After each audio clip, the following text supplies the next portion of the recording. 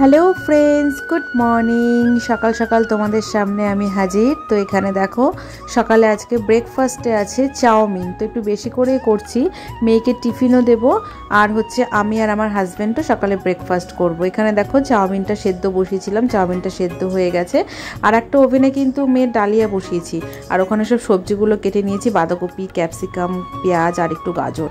তো কড়াইতে সাদা তেল দিয়ে দিয়েছি, একদম সিম্পলভাবে করব। একটু ঘরে ডিম থাকলে খুব ভালো হতো, ঘরে ডিমটারই অভাব, জানো তো। তো এখানে সব সবজিগুলো ভাজা ভাজা করে একটু সস টস দেবো, একটু সয়া সস, একটু চিলি সস, এগুলো দিয়ে বেশ একটু অন্যরকমভাবে করব। তো বেশ ভালোই হয়েছিল খেতে। আমার মেয়ে তো টিফিনে এসব নিতে ভীষণ ভালোবাসে। আর ঘরে না আজকে চাউমিন করতে ইচ্ছে হলো, তার কারণ হচ্ছে ঘরে অনেক চাউমিন জমে গেছে, আস্তে আস্তে না খেলে না হবে না। তো এই যে আমার চাউমিনটা ঠিক এরকম দেখতে হয়েছে, খেতেও ভালো হয়েছিল। তো আমার হাজব্যান্ডের মুখে আরেকটু ঝাল হলে ভালো হতো। তো যাই হোক, এটা হচ্ছে আমাদের টিফিন। চলো, এখানে আলু ফুরিয়ে তেলাপিয়া মাছের ঝোল হচ্ছে। আগের দিন যে জ্যান্ত তেলাপিয়া মাছ রেখেছিলাম, শুধু মাথাটা রান্না করছি 3 পিস, লেজাটা রেখে দিলাম।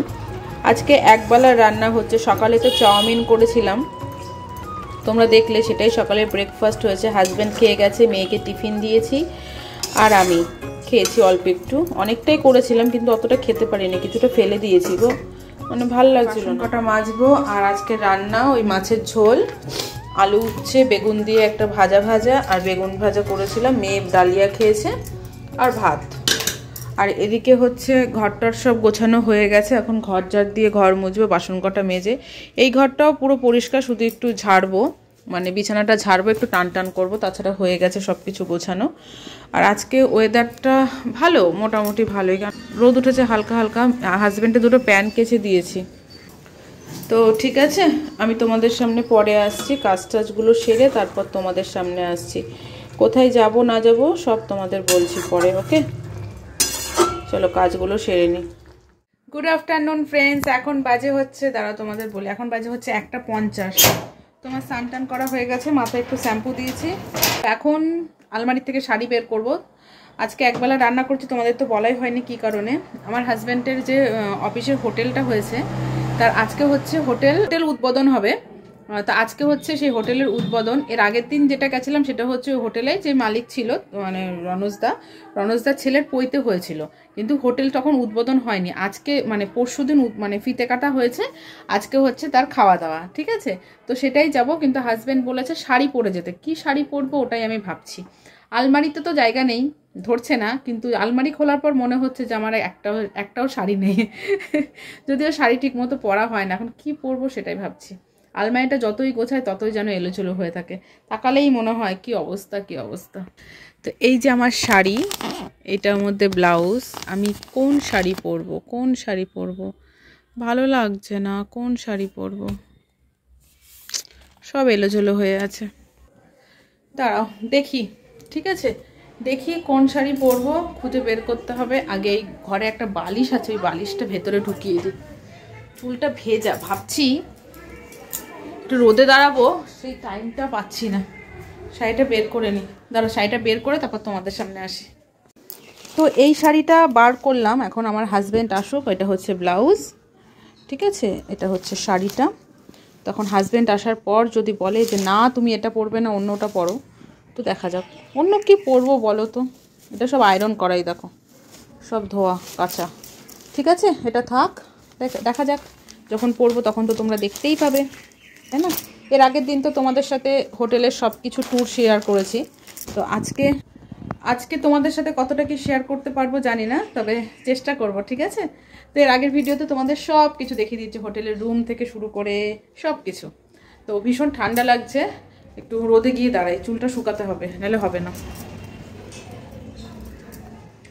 ওকে, ওখানে সব জেঠিমারা আছে, চলো আমি গিয়ে একটু দাঁড়াই। গুড ইভিনিং ফ্রেন্ডস, এখন বাজে হচ্ছে 5:30। তো আমি একটু রেডি হয়েছি, মাথাটাও আশ্রয়নি আজকে শ্যাম্পু দেওয়ার পর।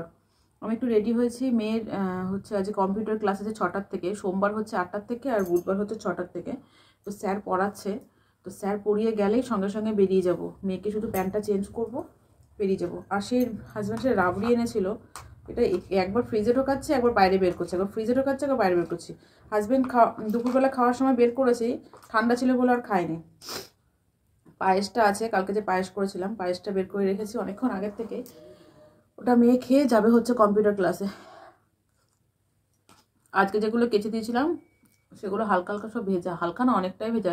হাজব্যান্ডের প্যান্টগুলো সবই ভেজা, সেগুলো সব দড়িতে মেলে দিলাম, কালকে আবার সকালবেলা রোদে দিতে হবে। তো ঠিক আছে, ঠান্ডা লেগে গেছে। আমি এটা খেয়ে চুলটুল আসতে মেয়েকে কম্পিউটার ক্লাস থেকে দিয়ে এসে তারপর রেডি হবো আস্তে আস্তে। চলো, দুপুরে একটু বাসন সব মাজা হয়ে গেছে। তো ফ্রেন্ডস, আমি রেডি হয়ে গেছি, এখন বাজে হচ্ছে এই যে 8:30। তো রেডি হয়েছি, সেই শাড়িটাই পরেছি। হাজব্যান্ডকে বললাম এটা পরবো, বললো ঠিক আছে পরো। তো এই হচ্ছে আমার শাড়ি, ঠিক আছে। এই শাড়িটা আমাকে কে যেন দিয়েছিল, শ্বশুর বাড়ির থেকেই। ও আমার মেজো ভাসুর দিয়েছিল, একবার পুজোতে না বিয়েতে, যাই হোক একবার এরকম হবে, বিয়েতে দিয়েছিল, মেজো ভাসুরের বিয়েতে এই শাড়িটা দিয়েছিল। তো এই যে আমি সেজেছি, কেমন লাগছে বলে, একদম সিম্পল সাজ, একটা ছোট্ট কানের পরেছি, গলার হার পরেছি, ব্যাস আমি রেডি। আর এদিকে মেয়ে সাজছে। ঘরের যে অবস্থা, হাজবেন্ড যাওয়ার সময় 4টে ড্রেস চেঞ্জ করেছে, খুলছে পড়ছে এই করে 4টে ড্রেস চেঞ্জ করেছে। ওই ঘর পুরো জামা কাপড় খোলা, আর এই ঘরের অবস্থাও যা তাই। কাল সকাল 6:30টায় স্যার পড়াতে আসবে, এসে আমাকে পুরো নাকে মুখে এই ঘর তো অন্তত ফাঁকা রাখতে হবে। তো এই যে মেয়ে, দেখো মেয়েকে দেখো, দেখাও, এই যে আমার কন্যা। বাবা দেখাও, মুখটা দেখাও, বেশি লিপস্টিক দিতে নেই, ঠিক আছে, আর দেবে না। তো এই যে মেয়ের লুক। তো চলো যাওয়া যাক, ওখানে গিয়ে তোমার সাথে শেয়ার করবো, ঠিক আছে, চলো। আবার তোমাদের সামনে আসলাম বলতে, মেয়ে বলছে মা একটু লম্বা কানের পরো, তা আমি আবার এই চেনটা ঢুকিয়ে নিলাম। তোমরাই বলো কোনটা ভালো লাগছে, এটা ভালো লাগছে না আগেরটা ভালো লাগছিল? আমার মনে হচ্ছে মেয়ের কথাটাই ভালো লাগছে, এটাই ভালো লাগছে। তখন মুখটাও ঠিক বোঝা যাচ্ছিল না যে কানের পরেছি, তাই না বলো? তো চলো। তো ফ্রেন্ডস, আমি আর আমার মেয়ে চলে এসেছি হোটেলে। আর হোটেলের সামনেটা দেখো, খুব সুন্দর করে সাজিয়েছে, ঢুকতেই গেটটা খুব সুন্দর লাগছে। আর এই যে গলির যে শেষ যে একটা গেট দেখতে পাচ্ছ, ওটা হচ্ছে এই হোটেলের রেস্টুরেন্ট। তো এখান দিয়ে যেতে হয়। এই গলিটাও বেশ সুন্দর করে সাজানো হয়েছে, ঠিক আছে। এবার চলো রিসেপশনে ঢোকা যাক। তো রিসেপশনে উঠতেই এই সিঁড়ি দিয়ে বেশ সুন্দর করে সাজানো হয়েছে, আর আমার মেয়ে দাঁড়িয়ে আছে। আর আমার মেয়ে আমাকে বলছিল মা হোটেলের ট্যুরটা একটু সবার সাথে শেয়ার করো না। তখন আমি বললাম যে বাবু দেখ, এর আগের ভিডিওতে আমার হোটেলের ট্যুর, রুম টুম সব কিছু শেয়ার করা হয়েছে, এখন তোমাদের সাথে যেটুকু দেখানো সেটুকুই দেখাবো। একটু সাইড থেকে আওয়াজ আসতে পারে, প্লিজ একটু মানিয়ে নিও। আর এখানে দেখো ফুল দিয়ে কি সুন্দর হোটেলের নামটা লেখা আছে, রাভিস্তা, ঠিক আছে, প্রদীপ দিয়ে সুন্দর করে সাজানো হয়েছে। আর এটা হচ্ছে রিসেপশন। তোমাদের কেমন লাগলো অবশ্যই জানিও। আর চলো এবার ভেতরে ঢুকে পড়েছি। এখানে প্রোগ্রাম হচ্ছিল ছোটোখাটো, একজন গান করছিল, আর এখানে সানাইদার, এখানে কফি,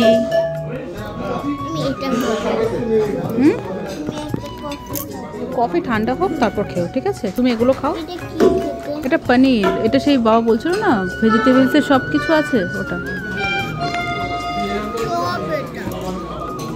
ঠিক আছে খাও না।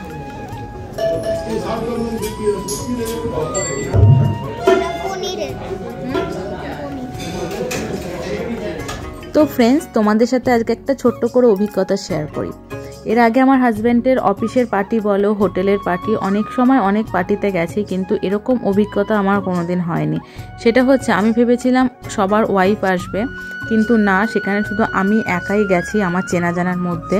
চেনা জানা অচেনা বলে কেউ না, অচেনা হচ্ছে দুজন এসছিল, আমি কাউকে চিনি না। আর আমি ভেবেছিলাম বস বলো, আরও যে স্টাফগুলো ছিল তাদের ওয়াইফরা যেরকম আসে অন্য সব পার্টিতে এটাতেও আসবে, কিন্তু না গো, একজনাও আসেনি। আমি বারবার আমার হাজব্যান্ডকে বলছি, কী গো ফ্যামিলি ইনভাইট ছিল তো, শুধু আমি কেন, আর কেউ আসেনি?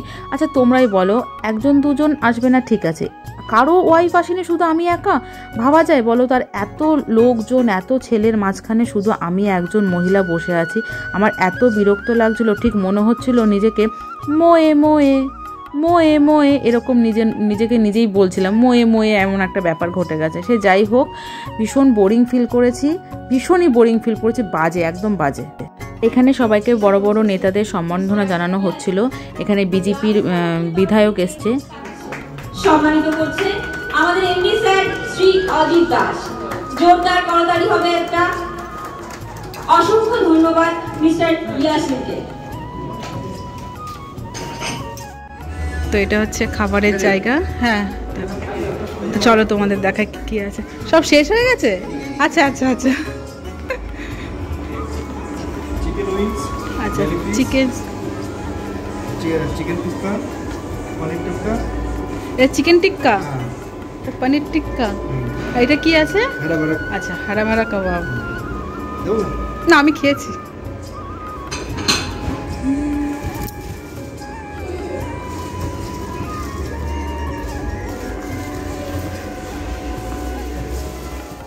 এখন হচ্ছে একটু খাওয়া দাওয়া করতে যাবো, মনে হয় বিরিয়ানি হয়েছে। তো তোমাদের বলে রাখি, মানে কোনোবার এত বাজে অভিজ্ঞতা হয় না। এখন যাবো হচ্ছে নিচে, স্টার্টার তো খেয়ে নিয়েছি পেট ভর্তি করে। তো এখানে অফিসে এরকম প্রোগ্রামে এসে আমার এত বাজে লাগছে, একটা বউ আসেনি, কোনো কারো বউ আসেনি, আমি একা। আমার তো ভীষণ বাজে লাগছে, ভীষণ বাজে লাগছে, আমি একা, জানো তো। তাই দাও, আলু দেবে? আলু তো, হ্যাঁ আলু দেবে, অল্পই দেবে, ঠিক আছে। হাই,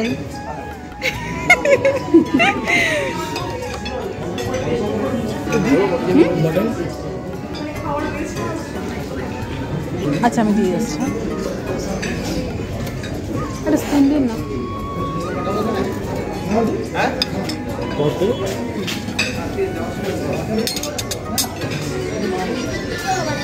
না, ওটা নিচে রাখো, নিচে রাখো, নিচে রাখো ওটা। না, টিস্যু নাও, টিস্যু নাও। এটা চিকেন চাপ, চিকেন কষা, ঠিক আছে। না লাগবে না, লাগবে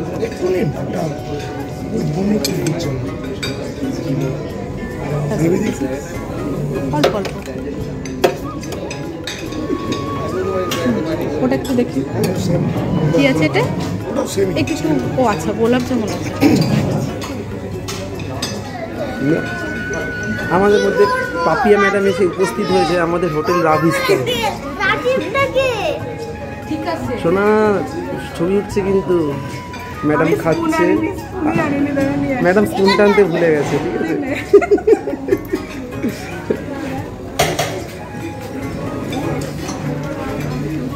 এই ম্যাডাম স্পুনটা নিয়ে এসলো, এখন সাউন্ড নেই যদিও, ম্যাডাম সাউন্ড পরে দেবে।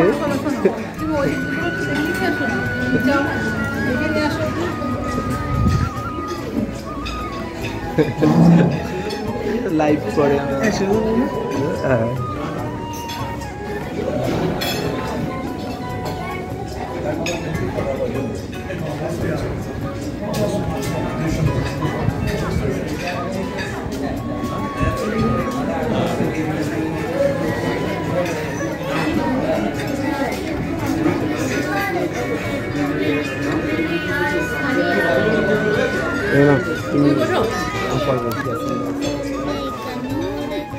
এখন বাজে হচ্ছে রাত 11টা।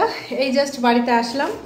তোমাদের কেমন লাগলো জানিও, কারণ বেশি দেখায়নি। রুম টুম আর তোমাদের সাথে শেয়ার করলো না, কারণ এর আগের ভিডিওতে তোমাদের দেখিয়েছি। এই বাবান এক্ষুনি পড়তো। তো আমার মেয়ে দেখো এই মেমেন্টোগুলো নিয়ে এসছে ওখান থেকে, রাভেস্তার মেমেন্টো, ঠিক আছে। কি হচ্ছে? আচ্ছা ঠিক আছে। তো আমি হচ্ছে ফালতু নিয়ে আসলে কেন, কোথায় রাখবি, ঘরে রাখার জায়গা নেই। একটা হলেও ঠিক আছে, দুটো নিয়ে এসছে। তো দিয়েছে, যে স্টোরেজ ম্যানেজার আছে সে দিয়েছে, সে যাই হোক। তো তোমাদের বলি, আজ পর্যন্ত, ঠিক আছে সক্সটা খোলো, প্যান্টটা খোলো। আজ পর্যন্ত এত জায়গায় গেছি, এত বাজে আমার লাগেনি। কি কারণে জানো তো?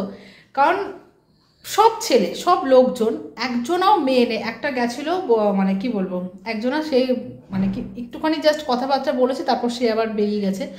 আর একজন এসে, তার সাথে পরিচয় নেই, মানে দুজন মহিলা, আমাকে নিয়ে 3 জন, যার সাথে আমার কোনো পরিচয় নেই। এত বাজে লাগছিল। যার সাথে চেনাশোনা আছে তারা কেউ আসেনি, কেউ না। ভাবতে পারছো তো, এতগুলো লোকের মধ্যে আমি একা বউ যে বসে আছি চুপচাপ, হয় একে ফোন করছি, ওকে ফোন করছি, ফোন করে কথা বলছি। এত বাজেও মানে ফিল হচ্ছিল ওখানে গিয়ে। এরকম পরিস্থিতি আমি কোনোদিন হয়নি। আমি বারবার আমার হাজব্যান্ডকে বলছি, কি গো ফ্যামিলি নিমন্ত্রণ করেছো তো, তাহলে কেউ আসেনি কেন, আমি কেন একা?